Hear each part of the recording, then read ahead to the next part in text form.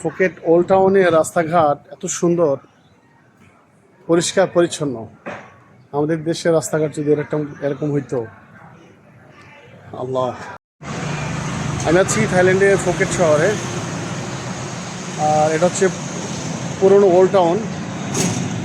তো ওল্ড টাউনের অবস্থায় দেখেন কেমন,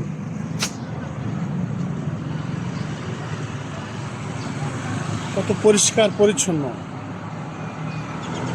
এখানে কিন্তু আহামরি বড় বড় বিল্ডিং আছে তা কিন্তু না, একদম নর্মাল অনেক পুরনো বিল্ডিংপত্র। বিল্ডিংগুলো মনে হয় সবগুলাই 60-70 বছরের কম হবে না।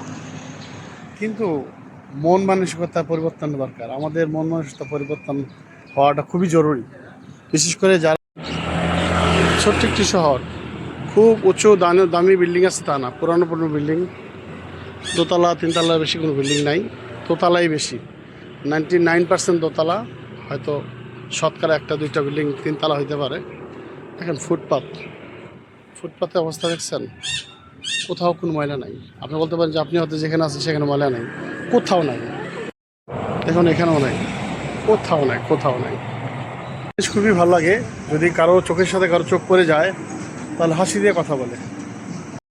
থাইল্যান্ডের ফুকেটে যারা আসবেন মনে রাখবেন যে এখানে হালাল খাবার পাওয়াটা অনেক কষ্ট। পাওয়া যায় না তা না, তো অনেক দাম। অনেক কষ্টে গতকালকে একটা রেস্টুরেন্ট পেয়েছি হালাল ফুড, এবং প্রাইস মোটামুটি ভালো।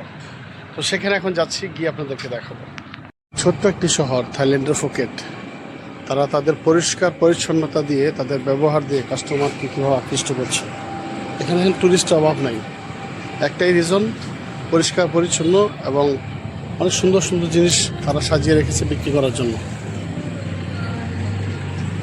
কাস্টমার আর কাস্টমার, আবার ক্যামেরা নিয়ে হাঁটছে অনেকে ফটো ওঠানোর জন্য।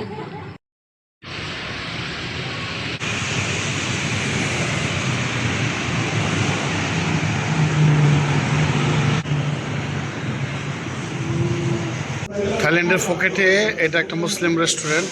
এখানে খাবার পেয়েছি আলহামদুলিল্লাহ, অনেক সস্তা। এখানে তুলনামূলক অন্যদের তুলনায় অনেক সস্তা। এটা খেলাম, এটা খাচ্ছে, আরেকটা অর্ডার দিচ্ছি। সব মিলিয়ে অন্য হোটেলে 300 থেকে 400 বাতে যা আসে, এগুলো সব মিলিয়ে তার অর্ধেক আসবে।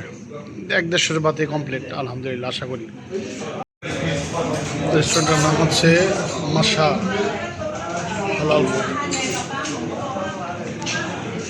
রেট হচ্ছে এরকম